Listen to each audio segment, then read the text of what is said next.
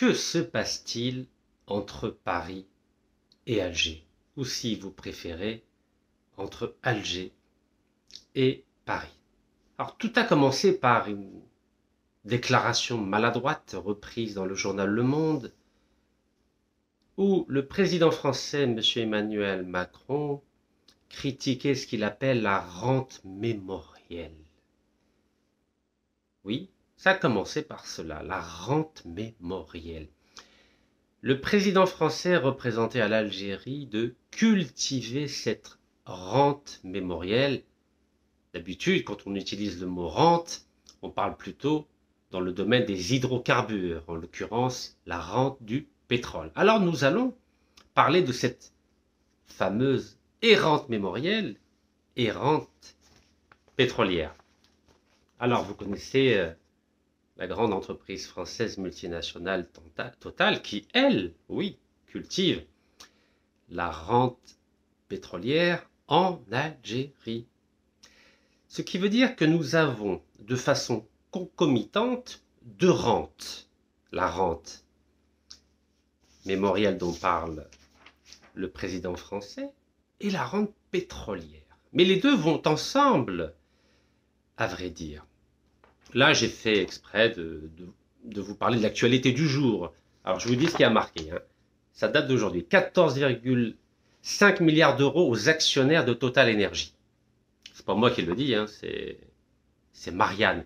Alors, il faut savoir que chaque année, le groupe Total Energy, qui réalise une grande partie de son bénéfice dans notre cher pays, l'Algérie, que critique allègrement le président français. Donc chaque année, Total Energy bat des records de bénéfices. Donc là, 14 milliards et demi pour 2024, on continue. 21,4 milliards de dollars en 2023. Je continue. 20,5 milliards de dollars en 2022. Je continue. Là, j'ai reculé jusqu'à 2009, c'est-à-dire au moment du troisième mandat du président algérien, Feu Abdelaziz Bouteflika. Déjà, il y avait 14 milliards de dollars. Alors, rassurez-vous, je ne vais pas vous embêter avec les contrats de gaz, de pétrole, de gaz de schiste. Je n'en parle pas. Je veux simplement essayer de voir avec vous qu'est-ce qui ne va pas entre Paris et Alger. C'est quand même une question qui intéresse d'abord les deux pays, en tant que partenaires dans le bassin méditerranéen, mais qui intéresse aussi, d'une part, les 5 millions d'Algériens qui vivent en France de façon tout à fait pacifique, légale et sans grande difficulté, en dehors d'une infime minorité que j'ai eu l'occasion de croiser dans les couloirs de la prison de Fresnes. Et ça concerne aussi les Algériens qui vivent en Algérie et qui viennent passer des vacances ou faire leurs affaires en Algérie. Il y a à peu près 200 à 240 000 visas qui sont délivrés chaque année par la France. Alors, je ne vous parle pas des grands contrats qu'il y a entre des sociétés françaises en Algérie. Vous savez que l'Algérie est un partenaire commercial important de la France. On a acheté beaucoup de blé. Il y avait Renault qui était à Oran, mais qui vient de fermer ses portes parce qu'elle n'a pas tenu ses engagements. Oui, il y a des entreprises qui ne tiennent pas leurs engagements. Et quand on ne tient pas ses engagements, c'est tout à fait normal qu'on mette fin à un contrat. En tout cas, ce que je voulais vous dire aujourd'hui, c'est vous faire un petit panorama des raisons qui peuvent expliquer cette dégradation des relations entre Paris et Alger. Alors, à vrai dire, vous le savez, sur le plan diplomatique, ça a commencé avec le volte-face du président Macron concernant la position habituelle, traditionnelle de la France concernant la question très épineuse du Sahara occidental. Vous savez qu'il a changé d'avis donc le 31 juillet 2022 en épousant la thèse marocaine. Alors vous savez que moi je soutiens à 100% le plan d'autonomie du Maroc concernant le Sahara occidental, mais je rajoute une phrase qui est aussi très importante. Dans le cadre d'une double souveraineté provisoire de l'Algérie et du Maroc sur le Sahara occidental pendant 10 ans. C'est ce que j'appelle un condominium. Voilà, double souveraineté, ça veut dire condominium. Donc vous savez qu'il y a des Algériens, et ça c'est ma position personnelle, hein, qui sont capables d'évoluer et d'essayer de trouver une solution durable pour mettre fin à ce conflit qui empêche, dans une large mesure, l'unité panafricaine. Et vous savez que je suis extrêmement attaché à cette unité panafricaine, comme cela est le cas aux États-Unis. Vous avez 50 États qui sont unis, pas de passeport, pas de douane, pas de visa. Et vous savez aussi qu'il y a 28 pays européens, dont 15 dans l'espace Schengen, où il n'y a ni passeport, ni visa. Et en plus, ils ont la même monnaie. Donc c'est, je crois, tout à fait louable et tout à fait raisonnable que d'espérer pour notre continent africain que peu ou prou, il puisse offrir les mêmes perspectives d'avenir qu'aux États-Unis ou en Europe. En tout cas, telle est mon ambition et telle sera ma vocation dans les prochaines années, Inch'Allah. Donc, en dehors de la question du Sahara, qui a démontré à l'Algérie en tant qu'État et au peuple algérien en tant que nation que la France ne sait pas honorer ses engagements. Alors ce sentiment de culpabilité, la France l'a mal vécu, car la République française n'aime pas qu'on lui dise que tu ne tiens pas tes engagements. Alors elle a sauté sur une occasion rêvée pour essayer de renvoyer l'ascenseur, j'aimerais dire moraliste, à l'Algérie. Et cette occasion rêvée, c'était quoi?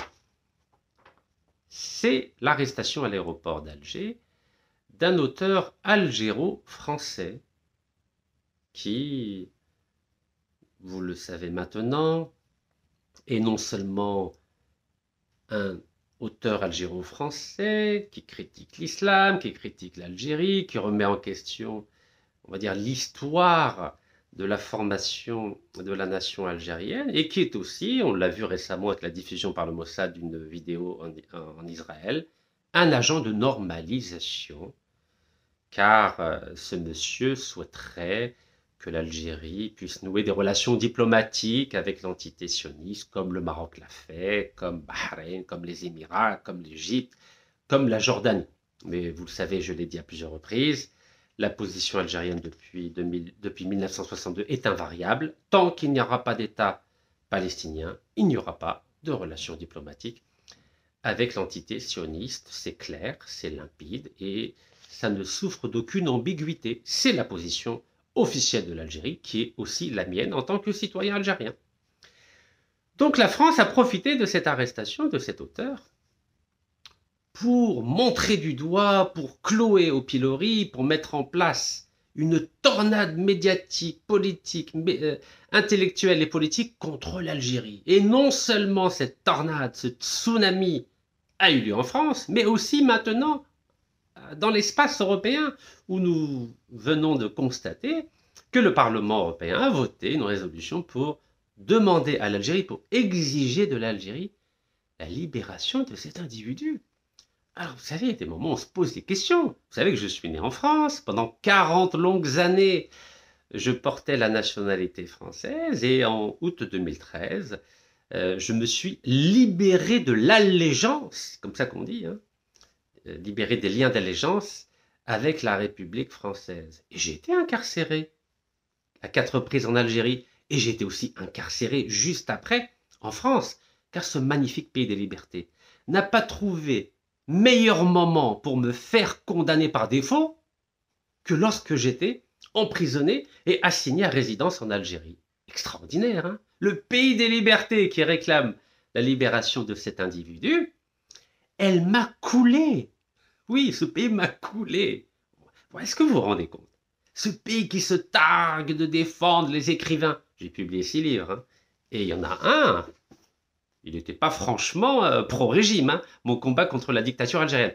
Mais non, la France n'a pas jugé bon d'en parler, ni le Parlement européen.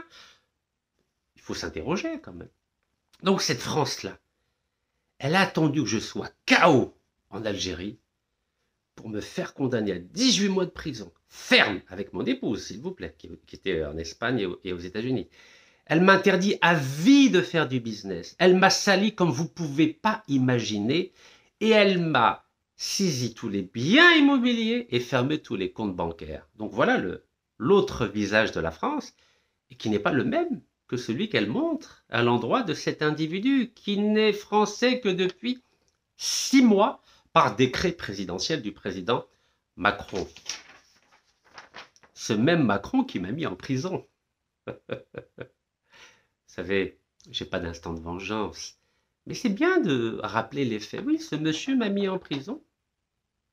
Ni Chirac m'avait mis en prison, ni Sarkozy, ni Hollande. C'est le président français qui m'a mis en prison alors que j'étais déjà emprisonné en Algérie et je souffrais d'un cancer de la prostate. Oui, ça, c'est l'autre visage de la France.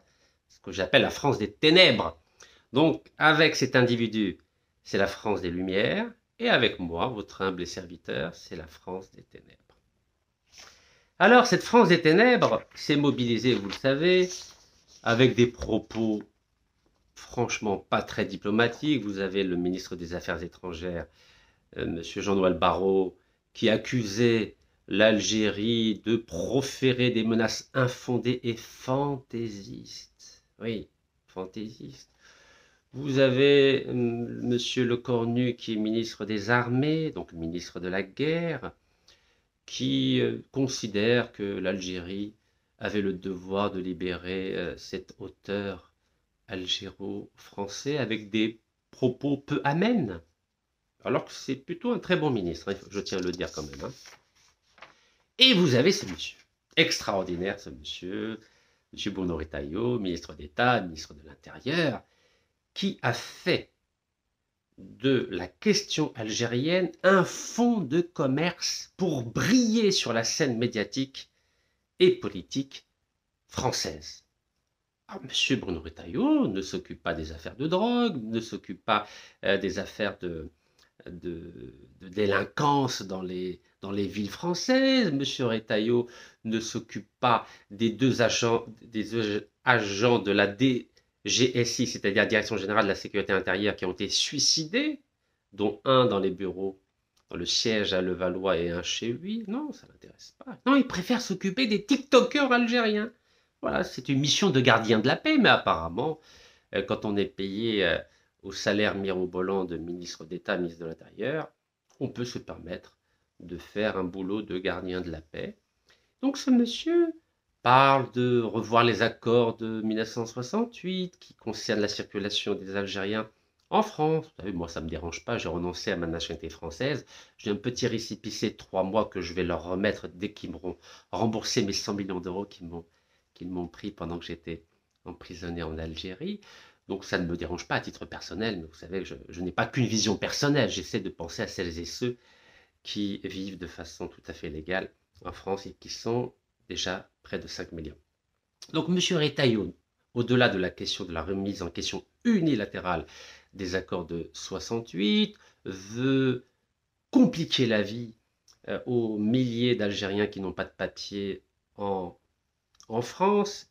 Il s'attaque, comme je viens de le dire, aux TikTokers. Donc, grâce à cette TikToker, il s'est fait une réputation extraordinaire avec des sondages qui approuvent à 94% l'expulsion de ces TikTokers avant peut-être d'obtenir d'autres sondages pour, au final, dans quelques mois ou quelques années, demander l'expulsion pure et simple de tous les Algériens et ensuite tous les musulmans et ensuite tous les Africains, comme je l'ai déjà évoqué au mois de juillet dernier après les élections européennes, car la France est très, très, très intelligente. Quand je parle de la France, je parle de l'État français.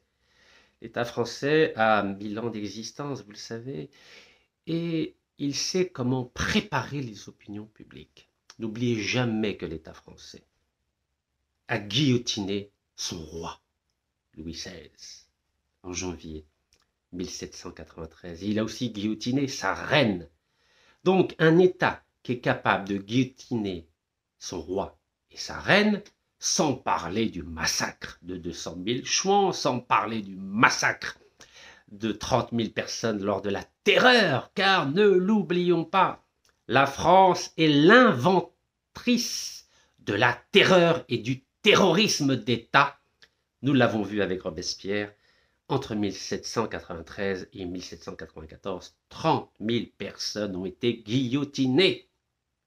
Alors, je ne vous parle pas de la Saint-Barthélemy, en août 1572, où cette France-là, que d'aucuns adorent, idolâtrent en Algérie et en France, a massacré aussi 30 000 à 35 000 protestants pour des raisons religieuses. Donc à l'époque, elle était catholique, car la France, vous savez qu'elle est atteinte de schizophrénie. Pendant 1000 ans, elle est catholique, et elle massacre les protestants. Et tout d'un coup, depuis 200 ans, elle est laïque, et elle massacre qui?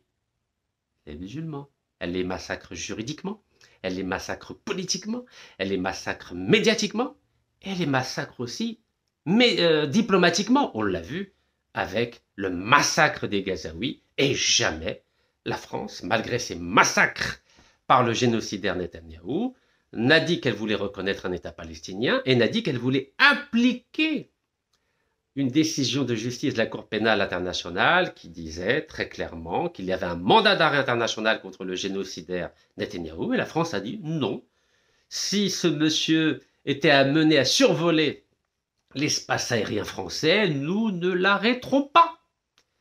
Eh oui, la France préfère arrêter, ou plutôt faire du piratage aérien, du terrorisme aérien, comme ce fameux octobre 1956, où en violation de toutes les règles internationales, en violation du droit international, la France a piraté un avion sous souveraineté marocaine où il y avait les 5 leaders du FLN qui réclamaient quelque chose de très simple et de très légitime, c'est-à-dire l'indépendance de l'Algérie, la fin du colonialisme français en Algérie.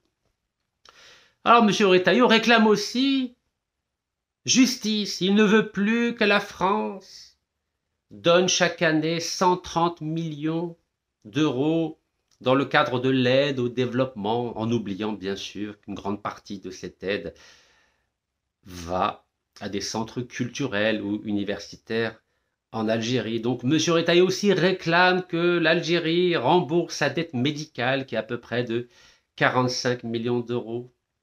Alors, que dire, que dire? Je reviens à Total, excusez-moi, je reviens à Total parce que Total c'est important, Total. Total distribue 14,5 milliards d'euros à ses actionnaires.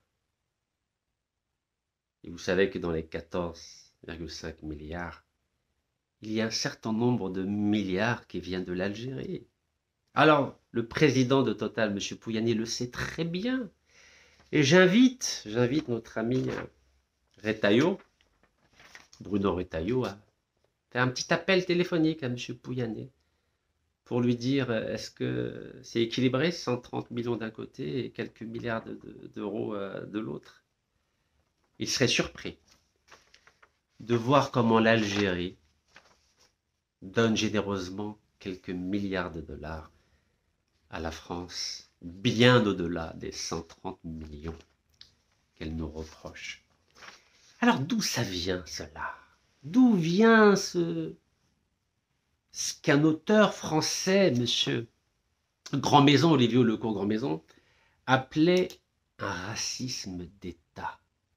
Car oui, la France qui est à l'intérieur du pays, qui est démocratique, laïque, généreuse, solidaire, magnifique, elle est vraiment magnifique, il faut le dire, hein, à l'intérieur, sur le plan culturel, intellectuel. En tout cas, elle était magnifique, depuis Voltaire jusqu'à Jean-Paul Sartre. Maintenant, on a ce que j'appellerais des rejetons de l'Académie française qui apparemment n'arrivent pas à être à la hauteur de leurs aînés. Mais ainsi va la vie, ainsi va la vie. Donc, d'un côté, racisme d'État, et d'un autre, ce magnifique livre de Pierre-André Taguieff, La force des préjugés. Il date de 1987, vraiment un formidable livre. Hein. Bon, il n'est pas très, on va dire, généreux à l'endroit de notre pays et des musulmans, mais sur le plan intellectuel, il faut le dire, c'est un grand monsieur. Alors, qu'est-ce qui dit notre ami Pierre-André Taguieff. Donc son essai, c'est sur le racisme et ses doubles, donc en parlant de force des préjugés. Et je vais vous dire ce qu'il met en quatrième de couve parce que c'est très intéressant. Écoutez bien ce qu'il dit. Il dit: l'homme peut-il échapper à un comportement ségrégatif? Ça veut dire, est-ce que l'homme peut s'empêcher de faire la différence entre un blanc, un noir, un chrétien, un musulman, un laïc, un spirituel? Il dit: peut-il maîtriser son penchant à l'exclusion? Oui, parce que l'être humain, de façon générale, et là on va parler du français, il a du mal à s'empêcher d'exclure l'autre. On le voit bien avec les nouvelles lois qu'il y a en France sur l'immigration. La France, elle veut exclure, alors que l'Espagne, qui n'est pas très loin, il y a des frontières communes, hein, vous savez, il y a les Pyrénées entre la France et l'Espagne. L'Espagne fait exactement l'inverse. Elle dit aux immigrés: mais venez chez moi, venez, je vais vous donner des papiers. La France, elle dit: non, partez, partez, je ne veux plus vous voir. Donc c'est ce qu'on appelle le penchant à l'exclusion. Et il rajoute: d'où vient cette force du préjugé? Et je vais y arriver à l'affaire du préjugé. Comment penser les fondements philosophiques d'un antiracisme conséquent? Et Pierre-André Taguieff répond sur le fond à ces questions essentielles, n'hésitant pas à dénoncer bon nombre d'idées reçues. Alors, revenons à ces relations entre Paris et Alger, ou plutôt entre les Français d'un côté, chrétiens ou laïcs, et les musulmans de l'autre, d'obédience majoritairement musulmane. Dans ce magnifique livre donc, de la République impériale, donc sur la politique et le racisme d'État, M. Grandmaison rappelle pourquoi il y a eu un divorce entre la France et l'Algérie. Pourquoi finalement la France n'a pas réussi ce que l'Afrique du Sud, tant bien que mal, essaye de réussir en essayant de valoriser la coexistence entre, d'une part, une majorité de Noirs et une minorité de Blancs. C'est vrai que les Blancs, depuis l'accord qu'il y a entre De Klerk et Mandela, continuent à vivre tranquillement, ils ont leurs terres, ils ont leur entreprise, ils possèdent toujours 80% du pouvoir économique et financier en Afrique du Sud, mais les Noirs ont quand même aujourd'hui l'égalité des droits sur le plan politique et le pouvoir politique appartient aux Noirs. Donc pourquoi la France n'a pas réussi ce que les Blancs d'Afrique du Sud ont réussi 30 ans plus tard? Mais c'est à cause du fameux racisme d'État. Car on l'oublie. On parle toujours de l'apartheid de l'Afrique du Sud des Blancs à l'égard des Noirs. Mais il y a l'équivalent en France, en Algérie. C'est ce qu'on appelle le code de l'indigénat. Et le code de l'indigénat, c'est qui l'a mis en place? C'est le fameux Jules Ferry, le grand républicain Jules Ferry, le chantre de la République, le chantre de l'école gratuite. Oui, celui qui envahissait le Tonkin et mettait en place l'indigénat. Et c'est quoi l'indigénat?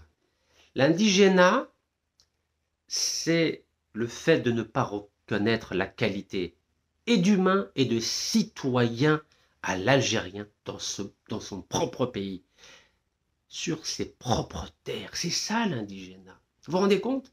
De 1881, là où il a été institutionnalisé, jusqu'en 1962, là où il a disparu avec l'intermède de 1946, où il avait été remplacé par le travail forcé. Et oui, la France a beaucoup de mal. Hein.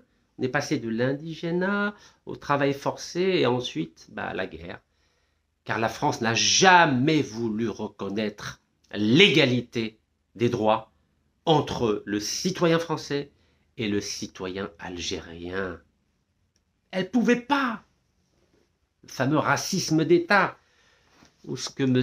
Taguieff parle des préjugés. Non, pour eux, ce n'est pas possible. Le blanc ne pouvait pas ressembler au marron maghrébin. Le chrétien ne pouvait pas avoir les mêmes droits que le musulman. Et le citoyen français ne pouvait pas avoir les mêmes droits que l'indigène algérien. Voilà le drame de cette France. Et ce drame continue depuis 1962, car malgré la guerre, malgré 1 million de morts du côté algérien, malgré 28 000 morts du côté français, la France continue à cultiver ces préjugés-là. Je ne parle pas des Français, je parle de l'État français. Racisme d'État. Alors à l'intérieur de la France, bah, tout le monde est à égalité, même au temps de l'esclavage. Vous savez que même au temps de Louis XIV, donc XVIIe siècle, refusait qu'il y ait des esclaves en France. Donc oui qu'il y ait des esclaves dans les Antilles, oui à ce qu'il y ait des esclaves en Afrique, mais surtout pas en France. Car la France est une terre sacrée, il y a Dieu qui regarde le roi de France. Je vous rappelle que le roi de France était roi de droit divin, c'est Dieu qui avait choisi le roi de France pour gouverner la France. Et à l'époque, on disait que la France était, écoutez-moi bien, la fille aînée de l'Église. Donc la France était dépositaire de la parole de Jésus. Vous savez que Jésus, c'est nos cousins qui l'ont tué, vous le savez. Car Jésus avait dit à nos cousins hébraïques, « Je suis le Messie !» Mais non! Nos cousins hébraïques ont dit, « Non, non, non, non, tu n'es pas le Messie !» Eh oui. Et de là vient cet antisémitisme chrétien à l'endroit des Juifs. Pendant 2000 ans, ça a été cela. Depuis, on va dire, une quarantaine d'années, on dit que c'est les musulmans qui sont contre les Juifs. Mais non, pendant 2000 ans, c'est les chrétiens qui étaient contre les Juifs et pas nous. Bon, bref, on en parlera dans une prochaine vidéo. Donc, ce racisme d'État à l'intérieur de la nation française, à l'intérieur de la République impériale française, ben, comme la loi empêche de faire des différences entre des Français, qu'ils soient chrétiens, juifs, musulmans, black, blanc, beurre, eh ben, on a développé, à la place du racisme d'État, les préjugés. Voilà, on a du mal, on a du mal. En plus, il y a le droit du sol. Tous ceux qui sont nés en France doivent être français. Ça, c'est l'acquis de la Révolution française du 14 juillet 1789. Parce qu'à l'époque, la France ne voulait plus être la fille aînée de l'Église, mais elle revendiquait être la fille aînée de l'universalisme des droits.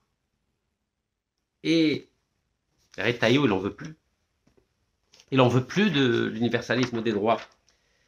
Donc, alors, ni Le Cornu, ni Macron, je retrouve ni Jean-Noël Barrot qui parle des préjugés, qui parle des accusations fantaisistes de la France. Non, ils ne veulent pas. Où est-ce qu'il est, notre ami Bruno Retailleau? Voilà. Retailleau ne veut pas de l'universalisme des droits.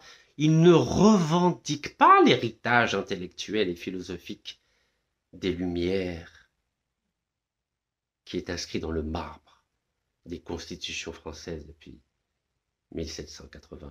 Non, ça ne les intéresse plus. Donc ils veulent se débarrasser des Arabes, des musulmans, puis après des Noirs, des Turcs, etc. Donc il est là le problème actuel entre Paris et Alger, c'est que ce qui a causé la perte de la France en Algérie, c'était le refus de considérer les Algériens comme des citoyens à part entière, au même niveau que les citoyens français de Paris, de Lyon, de Lille, de Strasbourg ou de Montpellier.